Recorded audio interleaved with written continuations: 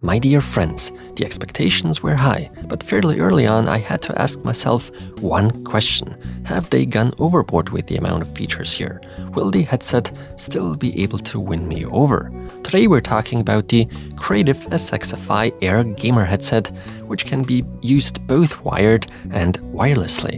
And let me tell you right away, this thing comes with a massive amount of features. This could very well lead to Creative failing at what they wanted to achieve, because as a matter of fact, lots of headsets out there are hiding behind their wall of features, while actual sound quality becomes not so much a top priority. Is that the case too today? At the time of this video, one has to shell out about $150 for the SXFI Air Gamer headset. For that amount of money, one can easily get some really good, usable, non-gaming headphones, which can even be used for studio and monitoring work. You probably already know what I'm implying and worrying about. I don't exactly think highly of gaming headsets anymore, since for the last few years, we've only really gotten expensive garbage from manufacturers. All that apparently mattered were gaming gimmicks, and that's it, treating gamers as if they'd buy any product targeted at gamers. So in many cases, if you want a quality solution, it makes a lot more sense to just pick up a decent pair of studio headphones along with an external microphone. In the long run, even the cheaper option. But I'd like to go into this with a completely open mind and hope for the best for today's Creative headset.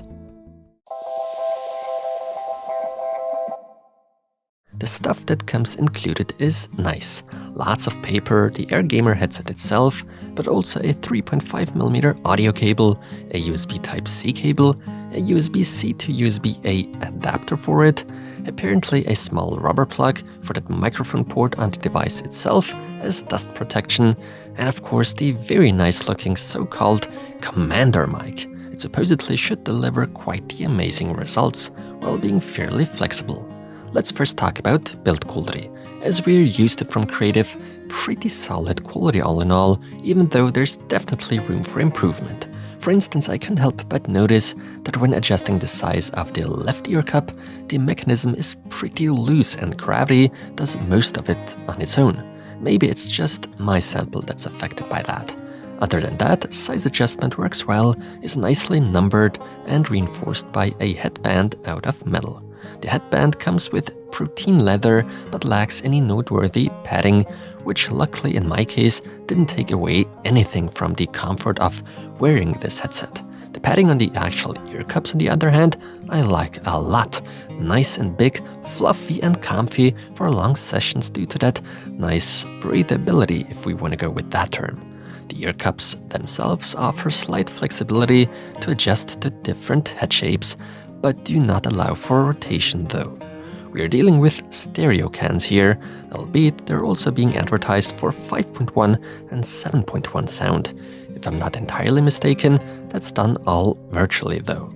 Worth praising certainly is the vast amount of connectivity. That includes a modern USB-C connection, also used to charge that 1300 mAh battery, a standard 3.5mm port, but there's also Bluetooth 5.0 and microSD. Wait a second, what is a microSD card slot doing on here? That one doesn't make a whole lot of sense to me, but maybe I'm just not seeing this specific use case for it yet. All buttons and ports are located on the left ear cup. That would be the power button, USB-C, 3.5mm input, the microSD card slot, as well as the source and SXFI buttons. The latter allowing us to switch between 3 different modes on the fly: SXFI on, SXFI battle mode, and SXFI off. Out of the box, the Nano Boom microphone is plugged into the headset. For a better mic quality, you should however use the included commander mic. These are recordings I made with both of these mics. This is how the out-of-the-box pre-attached Nano Boom mic sounds like. The result, in all fairness, doesn't sound bad at all. Needless to say, far from perfect. A whole lot better, no surprise there, sounds the included commander mic you can attach instead. Not perfect since there's clearly background noise audible, but in terms of recording quality, certainly above average.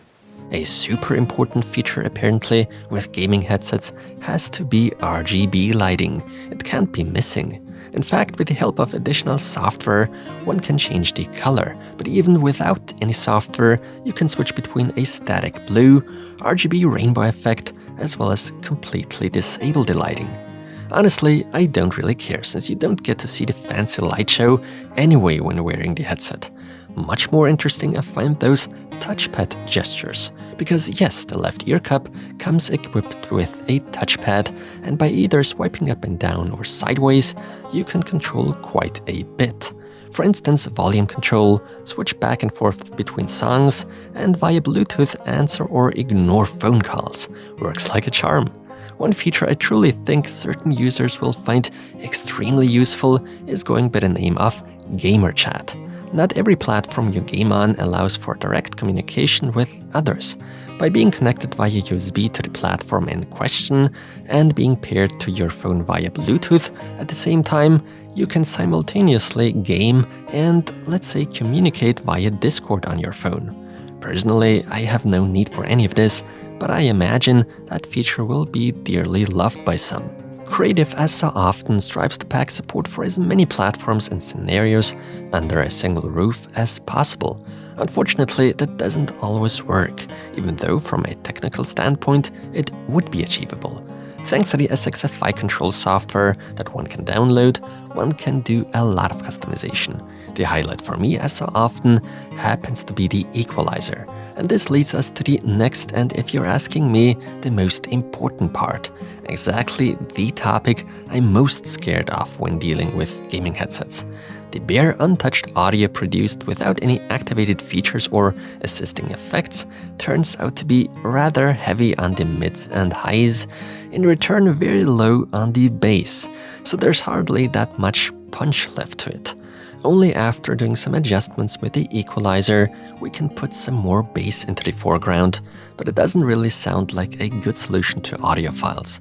Despite adjusting and fine-tuning, the produced audio simply screams gaming headset to me, and I'd describe the audio as tinny and unnatural. But maybe I'm just looking at this from a completely wrong perspective, from a perspective of an audiophile, which I am not. If I go ahead and rethink everything and fire up some games, I start to understand the appeal of those advertised features and even can imagine having a few advantages with those. If listening to music is on my plan, I would never voluntarily put this headset onto my head, but for gaming, not bad at all. With the right tuning and settings within the SXFI Control software, there's great gaming fun waiting to be had, in my opinion. Does one need all those features to truly enjoy playing games? No, certainly not. At the end of the day, everyone has to decide for themselves whether they want to spend money on a gaming headset of this type or not. Other than that, I can recommend the Creative SXFI Air Gamer headset, albeit clearly not to everyone. You have to be a user that's looking for exactly that type of functionality offered here, someone that appreciates it. I personally would have found it a lot better if they had spent their available budget in proper drivers instead of all these gaming-oriented features. Luckily, everyone has their own preferences, and so there definitely will be happy buyers out there for this headset. And with that being said, thank you so much for watching, and until next time.